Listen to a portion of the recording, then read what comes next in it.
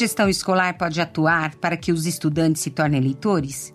E como a reorganização dos espaços e tempos de aprender na escola influencia nesse processo? Essas são algumas das questões que vamos abordar no episódio de hoje, do Na Escola, um podcast para diretoras e diretores. Eu sou Ângela Luiz e vou conversar sobre esse assunto com Maura Barbosa e Priscila De Giovanni. A Maura é coordenadora na comunidade educativa SEDAC e coautora do livro Direção para os Novos Espaços e Tempos da Escola. A Priscila também é uma das autoras da obra, além de coordenadora pedagógica na comunidade educativa SEDAC e especialista em alfabetização. O tema do programa, aliás, foi inspirado nas discussões do livro, que foi produzido por nós, da comunidade educativa SEDAC, e acaba de ser lançado pela Moderna e Fundação Santiliana. Vamos ouvir a conversa? Olá, Priscila. Olá, Maura. Sejam bem-vindas à nossa conversa de hoje. Olá, Ângela, Maura. É um prazer estar aqui com vocês. Gente, que delícia estar com você, Priscila, com a Ângela. Nós vamos aí tecer boas conversas. E eu queria começar, meninas, comentando sobre o próprio tema da nossa conversa, a formação leitora na escola. A gente está falando com diretoras e diretores. Isso não é papo para professor? Bom, quando a gente pensa em formação leitora, não adianta, né? Vem à mente o aprender a ler em seu sentido bem estrito. E acho que para a gente avançar nessa concepção, a gente precisa mudar o sentido que a leitura exerce dentro da escola.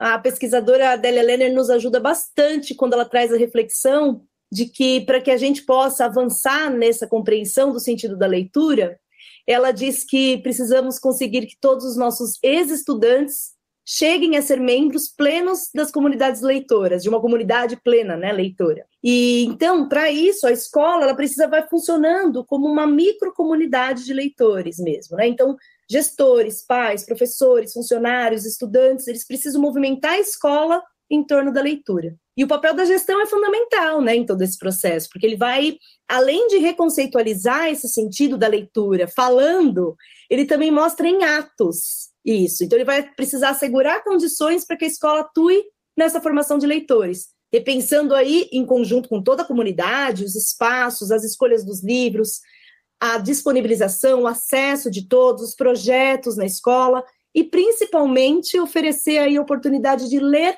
para os outros e com os outros, né? Acho que mostrar em atos o que significa, assim, reconceitualizar a leitura na escola.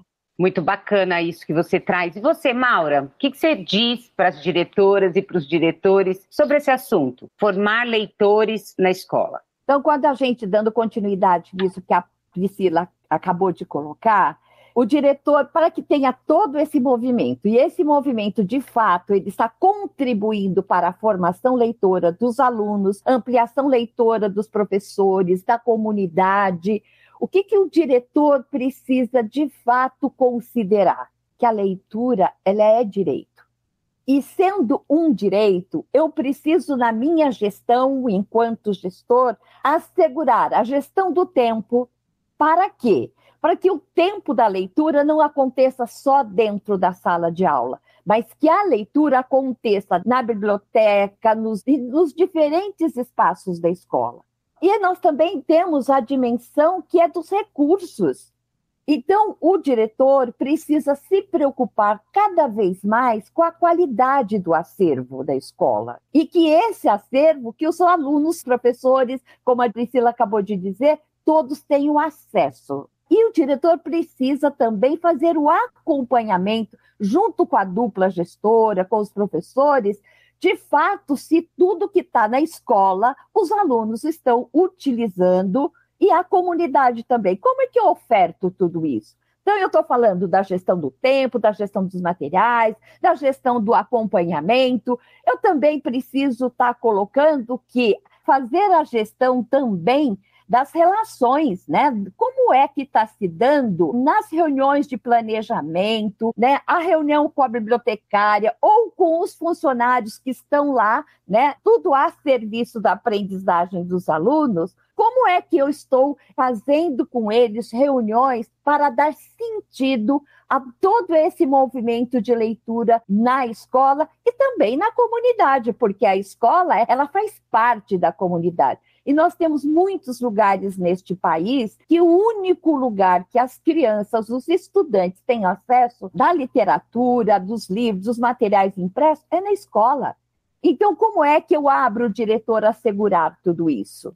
Né? E para isso, eu preciso planejar, eu preciso ter cronograma, a rotina não é só dentro da sala de aula, mas é também nos espaços das escolas, na organização e reorganização dos espaços, para que eles se tornem os ambientes de aprendizagem e, principalmente, no nosso caso, que ele tenha esse compromisso com a formação leitora. Vocês foram falando e foi me dando uma animação, tipo, já antecipar esse movimento na escola, vendo a escola nesse lugar, em todo mundo se mobilizando em torno da questão da leitura. Então, eu já vou fazer minha segunda pergunta para vocês. O que a escola ganha? O que essa diretora, esse diretor que estão nos ouvindo ganhariam em colocar a formação do aluno leitor com mais luz dentro da escola dele, com mais objetividade dentro da escola dele, da escola dela? Eu acho que o diretor tem uma questão que a gente, quando falou de direito, é o que ele ganha, né? O diretor, ele é o guardião da aprendizagem dos estudantes. E ele precisa assegurar nesse espaço, como diz o Lino de Macedo, o espaço é o lugar dos objetos. Então, às vezes, a escola está toda organizada, tem livro, tem tudo, mas está lá a organização. O que faz, de fato, ter este movimento? Eu preciso olhar para esses objetos e permitir ter acesso para que esses alunos, de fato, façam uso. Quando você faz essa pergunta, o que ele ganha? Né? Ganha alegria, satisfação de encontrar com esses estudantes, né? E saber que ele contribuiu com a formação deles. Né? Eu acho que é nessa escola que este lugar que o diretor ocupa.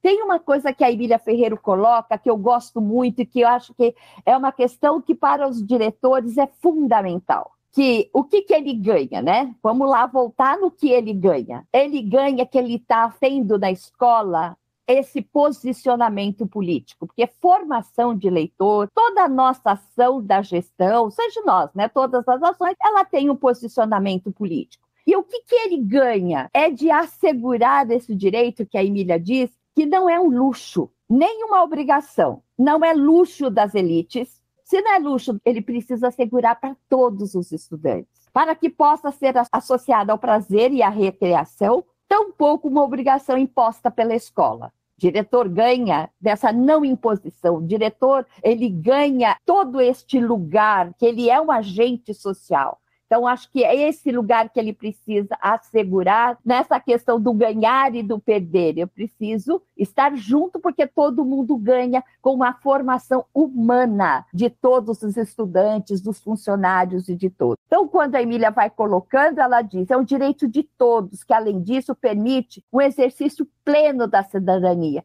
Então, o diretor, quando ele está de fato comprometido com a formação leitora, ele nada mais do que ele está fazendo, que ele está assegurando a vivência da cidadania e deste direito.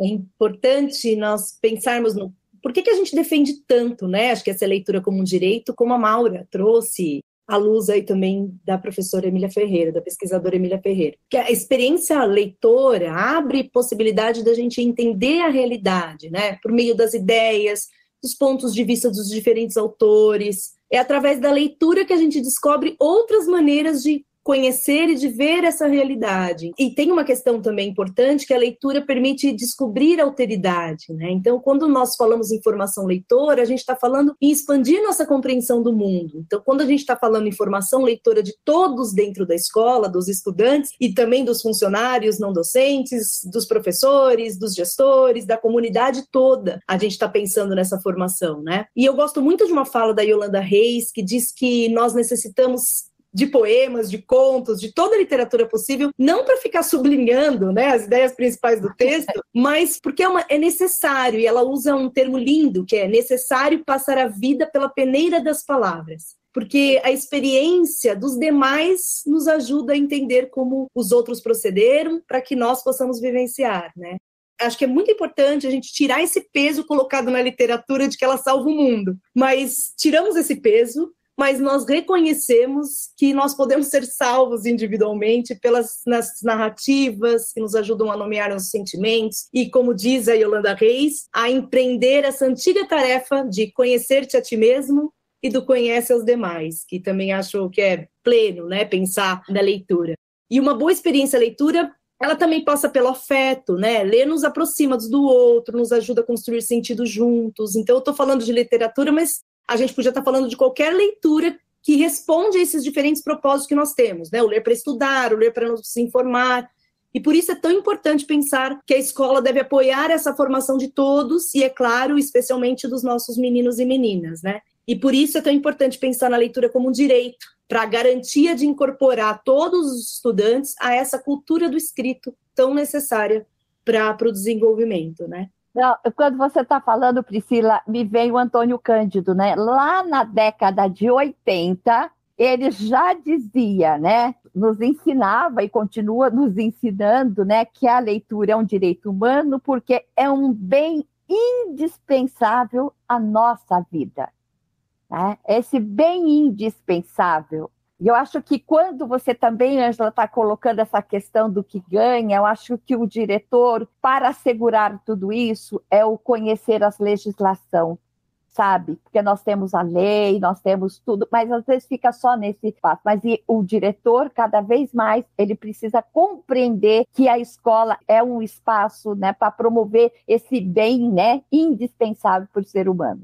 Nossa conversa tá tão linda, poética, tô adorando. Mas estou aqui me colocando no lugar da diretora, do diretor que pode estar aí nos ouvindo e pensando, puxa, na minha escola eu não tenho uma biblioteca bacana, na minha escola eu não tenho um espaço, uma sala de leitura em que eu possa promover. Então, talvez ele esteja pensando, será que a minha escola não é candidata a esse trabalho tão bonito, a construir todo esse movimento em torno da leitura? Então, Pri e Maura, o que vocês diriam a essa diretora, esse diretor que está nesse cenário? Não tem um espaço já assegurado para esse trabalho de leitura. Como utilizar outros espaços para fazer essa lindeza de movimento em torno da leitura, em torno da literatura? Ah, que boa pergunta, Ângela. Fico pensando aqui que a leitura, a gente precisa pensar a leitura como uma atividade social, né, coletiva. Então, o que importa é construir sentidos no diálogos que existem entre a leitura e o leitor, né? E os livros, obviamente. E para isso, a gente não precisa necessariamente de um espaço físico. É claro que nós podemos ser inspirados por uma boa sala de leitura a ler, né? Muitas vezes a depender aí da organização do espaço. Mas não é a sala de leitura, uma biblioteca que vai definir a experiência leitora. Então, eu fico sempre imaginando o que seria uma escola, que eu entro na escola e o que eu vejo na escola e que me mostra que a leitura é o cerne do currículo pensado para a escola. Então, leitura todos os dias dos professores para os estudantes, a professora fazendo uma leitura em voz alta. A vivência da literatura também pela música. Então, por exemplo, os estudantes atuando com slam e fazendo competições com slam. Saraus de poemas, por exemplo, os estudantes participarem de diferentes saraus, de apresentação de leitura dramática de textos teatrais, que são maravilhosas, de sessões simultâneas, com frequência, dentro de uma periodicidade na rotina, clubes de leitura feitos pelos próprios estudantes, projetos que os estudantes leem nas outras turmas, então os estudantes de 6º ano leem para os 3º anos, construção de mural de indicação literária, enfim. Acho que tem muitas situações que a gente vai olhando e que envolve a leitura, que não necessariamente só para a literatura, porque a gente também pode ter sessões de debates com textos científicos, seminários, que mostram o cerne da leitura nos projetos institucionais e didáticos da escola, né? Então, é claro, a biblioteca e a sala de leitura organiza, mas as experiências leitoras podem estar em outros espaços da escola que não só nesses locais, né? Nesses lugares. Ô Maura, para você já aproveitar e engatar na sua conversa, traz um elemento que nós que trabalhamos com escola há bastante tempo vemos, que é a questão de se disponibilizar materiais, livros e o acervo tem risco dele se estragar, dos livros serem mal manipulados, dos livros ficarem sujos. Então, nós vemos também muitas escolas em que os livros ficam guardadinhos ali para se manterem intactos. Emenda nessa sua conversa sobre os espaços, essa questão do acesso e disponibilidade do acervo. Acho que quando você faz isso, Ângela, e a Priscila traz, que delícia, né? Todo esse movimento que a escola viva, né? Independente se ela tem a biblioteca ou não, mas está lá assegurado este movimento literário da escola. Eu fico pensando, Ângela, que para fazer isso, a gente precisa ter muita clareza do que diz o artigo 206 da Constituição. Ele diz do acesso. E o acesso, não estou falando aqui da matrícula, estou falando do acesso dos materiais que a escola tem. Nós, há muitos anos, já tinha pouco material na escola. Hoje a gente tem muitos programas, os livros chegam na escola e às vezes eles ficam guardados. Então, tirar da caixa esse material e o acesso para os estudantes, para os professores e para a comunidade. O que o diretor precisa cuidar? O material da escola precisa ter marca de uso e não marca de tempo. A marca do uso é que os alunos precisam fazer uso deste material. Precisa ter a marca, né, daquele que parou mais uma página do outro, do livro que mais foi retirado, daquele... Enfim, essa marca do uso é importantíssimo que o diretor observe. Eu não posso, é inadmissível eu guardar o livro às vezes, para muitas das crianças que só vão ter o acesso na escola. E muitas vezes os livros chegam e eles são guardados porque eles são caros. Mas sabe por que eles são caros? Porque ele tem toda uma edição, ele tem todo esse cuidado. O que a gente não pode, às vezes a gente pega o livro mais baratinho e manda para os meninos para levar para casa. Eu estou negando para esta família o acesso ao material de qualidade. Porque o diretor precisa compreender que, quando a gente tem o dinheiro direto na escola, tem lá na lista de materiais, né, que o livro ele é material de consumo. Agora, eu preciso sim conversar com os meninos do cuidado, porque é uma escola que muita gente vai fazer uso, né? A gente pode fazer lá da biblioteca, ou seja, esses concertos do livro, que maravilha, porque está sendo utilizado. O que eu não posso é ficar passando pó para tirar o pó. Né? Porque, como diz a Priscila, trazer, né, para essa nossa Constituição, né, das nossas experiências estéticas, né, dessa aproximação, de olhar para um livro e me lembrar onde foi lido, com quem foi discutido, isso eu preciso assegurar. Mas o diretor não pode negar esse direito ao acesso. E os meninos precisam continuar na escola, voltando lá no artigo, permanecer cada vez mais nesse percurso, desde a educação infantil, que os alunos tenham acesso a esses materiais. Não é só na educação infantil que se lê para a criança, é em todo o percurso dele, na nossa escola. O nosso projeto político-pedagógico assegura que todos os alunos, professores e comunidade tenham acesso ao livro. Por quê? Porque nós estamos ajudando, contribuindo para a formação humana desses alunos e dessa experiência inegável que a escola não pode deixar. Então, não guarde livro, coloque livro. Quando a Priscila fala, vamos entrar na escola e vamos ver marca, e às vezes a escola só coloca frase sobre o livro e esconde o livro. Ficou a frase, né? Eu faço a comemoração do dia do livro, dia da biblioteca, a biblioteca fica fechada nos outros dias. É só para a gente ir pensando. E eu fiquei pensando num grande desafio que está na mão das diretoras e diretores, que é não fazer isso sozinho. Para eu construir esse projeto político-pedagógico, eu vou precisar muito da contribuição das professoras e dos professores. E, historicamente, no Brasil, sabemos que professores e professoras não leem muito. Nem todos gostam de ler. Priscila, que dica você daria aqui para trabalhar esse desenvolvimento também do leitor que mora dentro de cada professor, de cada professora? Aí, Ângela, estou aqui querendo contar uma experiência, porque eu fui coordenadora pedagógica durante anos e todas as minhas pautas de reuniões pedagógicas eu iniciava com o momento literário. E eu estou contando isso daqui porque eu conheci alguns professores nessa trajetória que se encantaram com a leitura após vivenciarem boas experiências em rodas de leitura, enquanto adultos, né? E dentro do trabalho. Então, eu entendo que dizer que os professores precisam ser leitores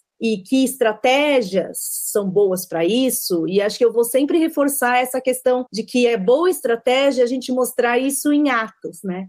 a gente mostrar os nossos comportamentos leitores enquanto gestores. Então, diretor e coordenador pedagógico é mostrar os seus comportamentos leitores.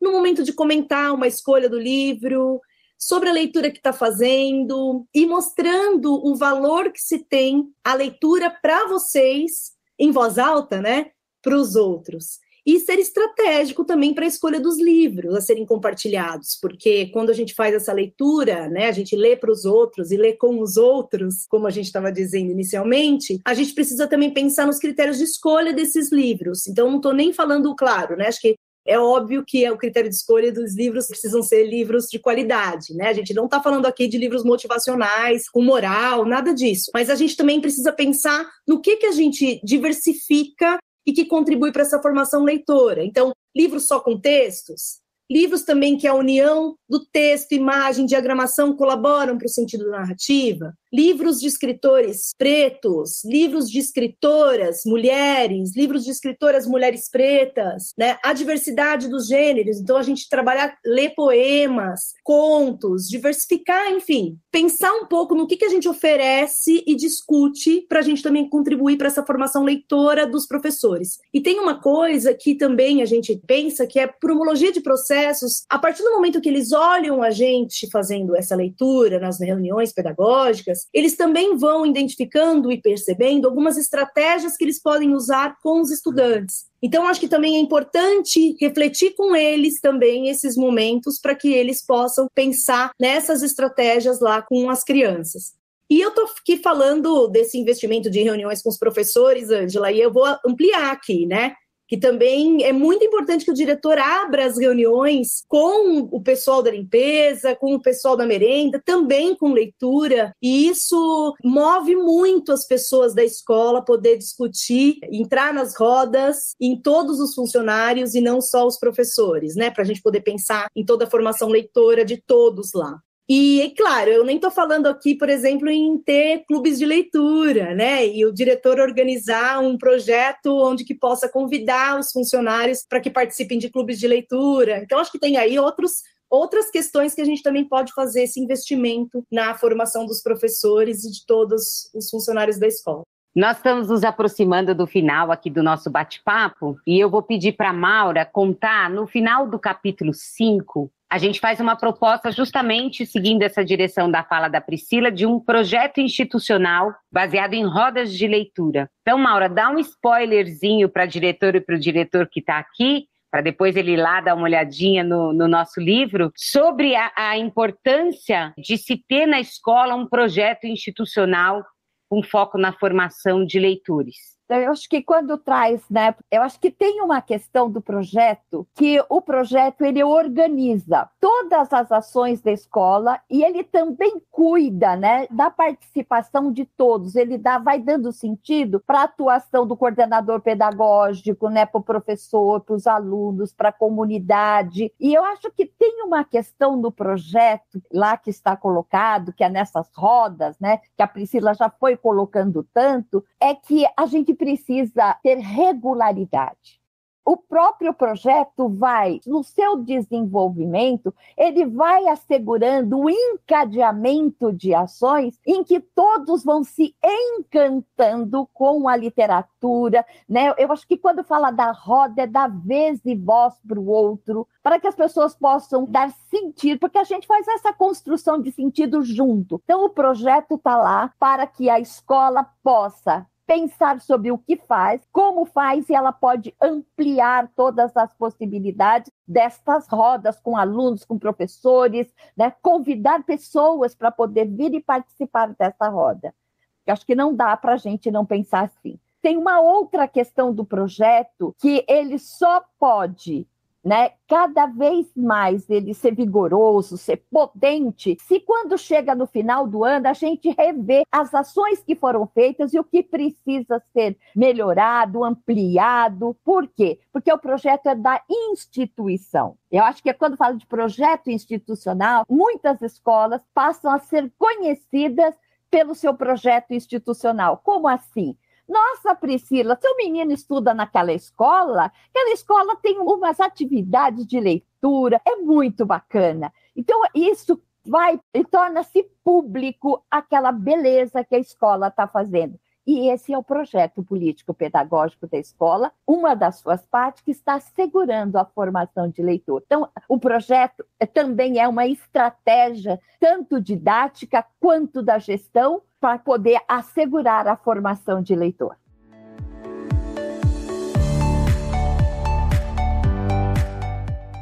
A conversa com a Maura e a Priscila nos mostra muito bem a importância de um trabalho estruturado de formação leitora. E como será que as escolas estão lidando com este tema? É isso que nós vamos mostrar para você agora, no quadro Direto da Escola. Direto da Escola. Hoje nós vamos conhecer um projeto de leitura desenvolvido no Centro de Educação Infantil Isabel Mendes de Castro, que fica em São Paulo. E quem conta pra gente essa história é a diretora Vivian Mara Azevedo Conte. Vamos ouvir.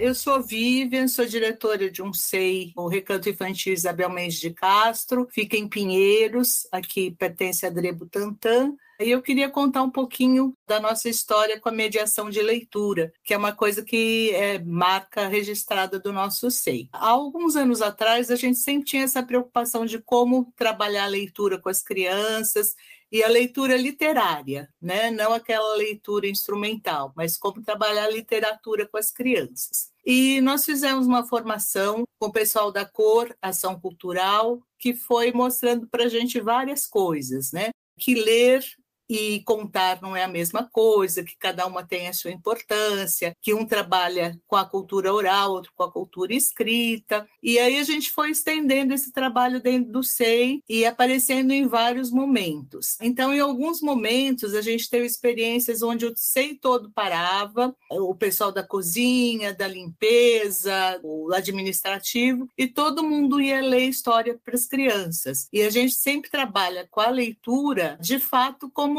sendo a voz do autor. Então, a gente não faz vozes, a gente não inventa textos que não estão no livro. Então, a gente dá a voz àquele autor que escreveu. Aí, isso também foi estendido em alguns momentos em atividades com os pais. Então, nós já fomos para a praça, perto do SEI, e levamos todos os livros, e os pais foram para lá, e todo mundo pôde ler para as crianças, enfim. Fomos incluindo os bebês, que também foi um desafio, né? Como é que a gente lê para os bebês? Então, a gente não usa os livros de plástico, os livros de pano, que a gente considera mais brinquedos do que livro. E a gente lê histórias, trechos de histórias, bons livros, com boas ilustrações, bons projetos gráficos, e tem funcionado bastante com os bebês também. E alguns anos atrás, o pessoal do Colégio Santa Cruz nos procurou para um trabalho voluntário e a gente fez uma parceria em que os jovens do ensino médio vêm uma vez por semana ler para todas as crianças da creche. E é muito bem sucedido. Então, eu convido a todos a fazerem as mediações de leitura, saber mais sobre o assunto, que é muito importante para todos nós.